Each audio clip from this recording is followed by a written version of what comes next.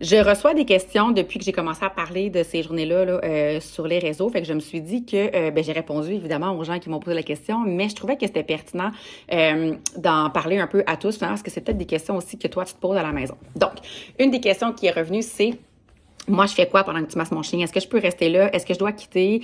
Je peux-tu rester pour te regarder?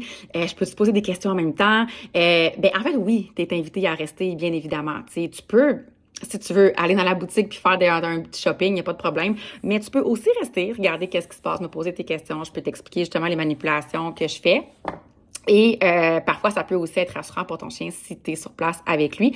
Donc, oui, ça va me faire super plaisir que tu restes là pendant finalement que je masse ton chien. On m'a aussi demandé, mon chien, moi, il est pas super à l'aise quand on va chez le vétérinaire ou chez le toiletteur. Tu penses-tu qu'il va se laisser faire, tu sais, en massage? En fait, c'est bien différent, un massage versus un examen vétérinaire puis un toilettage. Ça se peut que ton chien, actuellement, il est pas full à l'aise dans les manipulations, justement, mais on va commencer à faire les manipulations, il va rapidement se rendre compte qu'on s'en va pas y faire des petites injections, là, justement, y couper les griffes. Je vais prendre le temps, justement, de bâtir cette zone de confiance-là avec lui, puis de faire des manipulations de plus en plus ouais, il va progressivement finalement. Fait que je commence pas avec des manipulations qui peuvent être un petit peu plus gossantes. Je vais commencer vraiment doucement pour amener le chien à se détendre, puis progressivement, on peut travailler à défaire des tensions, ces choses-là. Fait que généralement, le chien finit par me faire confiance en quelques minutes, puis il se rend compte rapidement que ce sont des manipulations qui font du bien.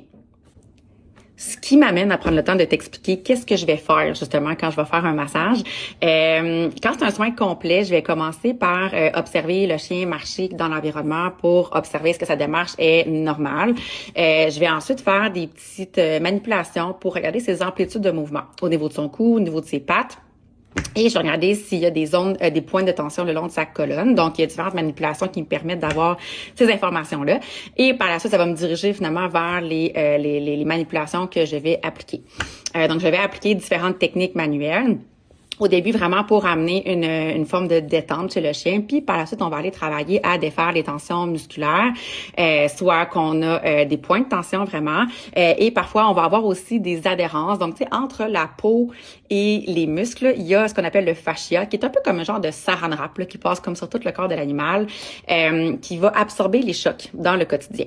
Et parfois, au niveau du fascia, on va avoir des adhérences. C'est un peu comme plein de petits élastiques qui vont se créer, qui va faire que la peau puis le muscle va venir comme qu'à être collé finalement, ce qui amène une perte de mobilité au niveau de la peau, ce qui peut amener des lignes de tension, des inconforts, qui peut amener le chien aussi à compenser, ce qui veut dire mettre plus de poids sur une autre patte et finalement occasionner différents conforts, des tensions, etc., qu'on peut venir travailler justement en massage avec différentes techniques. Donc, dans un massage de 30 minutes, je vais appliquer pas mal les mêmes choses, mais en abrégé finalement. Puis, on va vraiment aller se concentrer sur les gros groupes musculaires et là où il semble y avoir justement plus de tension.